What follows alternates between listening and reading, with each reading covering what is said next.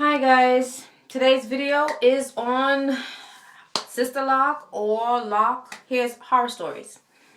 Alright, do I have any horror stories? Yes, I have horror stories. I'll give you a couple examples of my own, and I have had friends who've had horror stories also with their locks. People are under the impression that when you get your locks that all your hair worries go away. No. If you are coming from braids, if you are coming from a relaxer, if you're coming from weaving, and you really don't know your hair or haven't tended to your hair, it will be a very steep learning journey. That's the best word I can come up with for now. Journey. Okay? Alright. My first story. 3 or 4 years ago. It has to be longer than that. It is 6 years ago. Is it 6? Yeah, 6 years ago. It was winter, and I noticed that my hair was thinning out. I've noticed that amongst other lock wearers too, that during the winter the hair thins out. And I know it's because it's dry, it's brittle, and it needs to be moisturized. And as you know, you all know, when it's in the winter, there isn't any humidity in the air, or it's next to none. Nil, and your hair thrives. Black hair likes a lot of moisture. The hair would thin out, and basically the strongest part of your hair is the base, the locks. Let's say this is the base. Okay, yes, this is the base. Near the knuckle, this is the base. This base has to be strong enough to hold up the weight from here all the way up to the base. If that part is lubricated and well taken care of, it will take care of, the integrity as far as the lock being an even side. All my locks even? No, some of them have blurbs in it.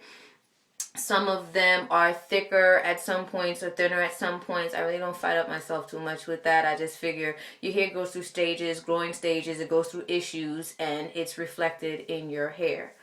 Okay, so my hair was thinning out, and I started putting castor oil. First, I would wash my hair fully. I was using Dr. Bonner's. Then I would do a hot oil treatment with the castor oil. Then I would get back in the shower and use Dr. Bonner's again and wash it out. Now, Dr. Bonner's Castile soap, that I use peppermint. That was my favorite. So, it's still my favorite. But, oh, it took so much washings because, soap acts different than shampoo. But anyway, I couldn't get all the oil out. And so I had a lot of oil that would drip down on my scalp, and my scalp would be tender and it would hurt, but the hair would grow. But as I said before, it was thinning out. And then I started, doing that regimen, and the hair was growing back, but I was still having scalp issues. I was still beating my head, as you know from the previous videos. I was beating my head, the hair was growing, and I was getting tender bumps that when you touched it, it hurt. Okay? So I forced myself through that regimen, and then as time went on, I kind of halfway stopped. Okay, fast forward till 2011. Okay? All right. 2011, more like 2000 and is it 10 or 11? All right, I said enough with this. I was living in the Washington, D.C. area. I'm in the New York area now. I take the Long Island Railroad and I take the subway. But the Long Island Railroad, you're walking to this LIRR, and you're standing on a platform outside in the cold in order to get on the train to take you into the city. So my hair is exposed to all this excessive cold. I wasn't driving around like, in Maryland area, you drive everywhere. But I was exposed to this excessive cold.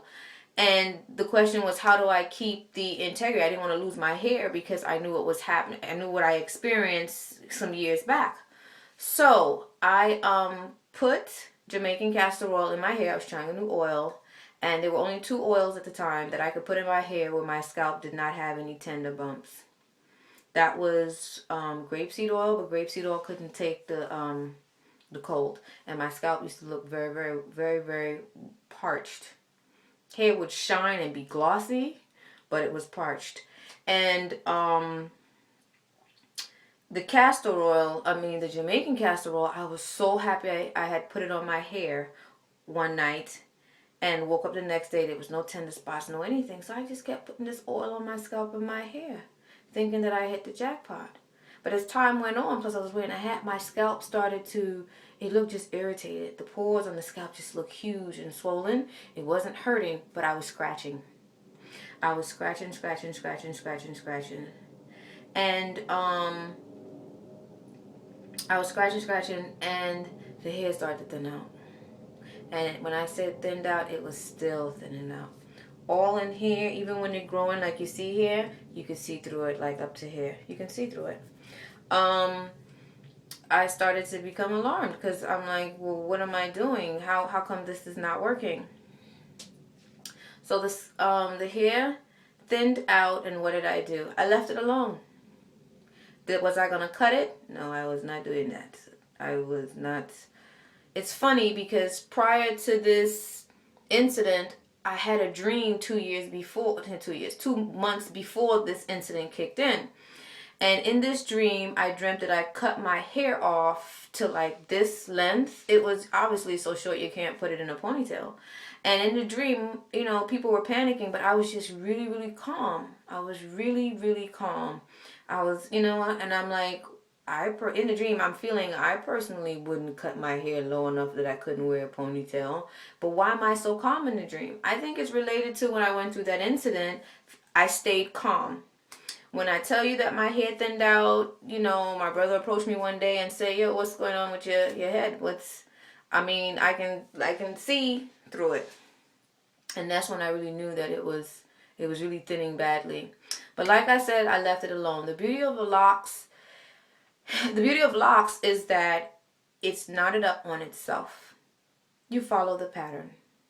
You re-knot the hair up on itself. You may shorten your locks, but now there's videos on how you can mend it. You can mend gaps and holes and all that type of stuff online, which I think is excellent. At the time, what did I do? I wore hairstyles that did not apply that much pressure. This is a dominant hairstyle that I wear.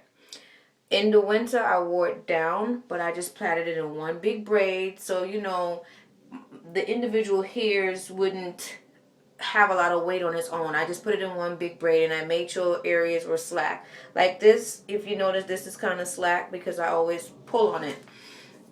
I waited till my hair was like about this much. This is roughly like 1 inch or 2 inches in the weak spots.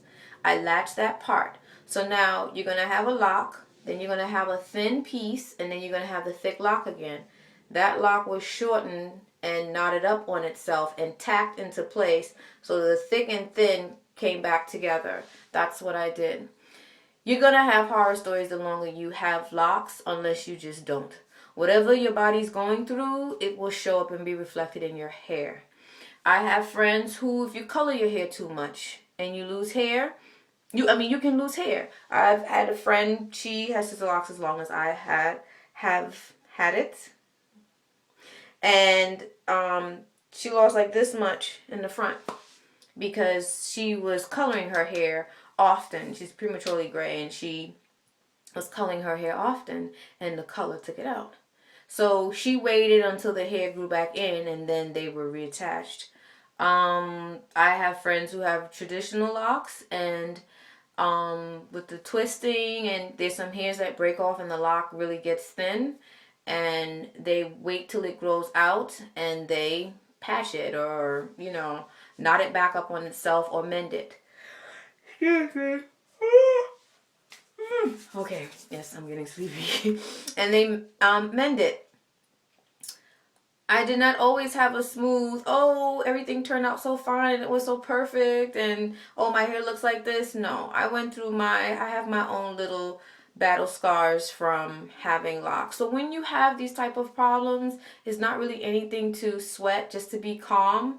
Follow what your hair is telling you and to just heat it. That's all I can say. You don't always have to cut them off. I've heard of people who had scalp infections and they cut it clean off. No, when I was having that issue, I washed my hair as often as I had to. I've done washing with washcloths. I've done washing with toothbrushes. I have done washing. I remember I said I have a video to make on how to wash your hair without wetting the ends of your hair. I'm still gonna do that video. You just devise whatever ways in order to maintain and to stay calm during that period. A lot of us panic because we feel that, you know, the hair not looking too good and we got to do something about it. Sometimes it's just rest, meaning rest, leave the hair alone, and to be calm and just work through that period. So yes, I've had horror stories, and I shared a little bit of it with you. All right, I hope that helps. Let me know, guys, if you have any more questions. All right, I am signing off.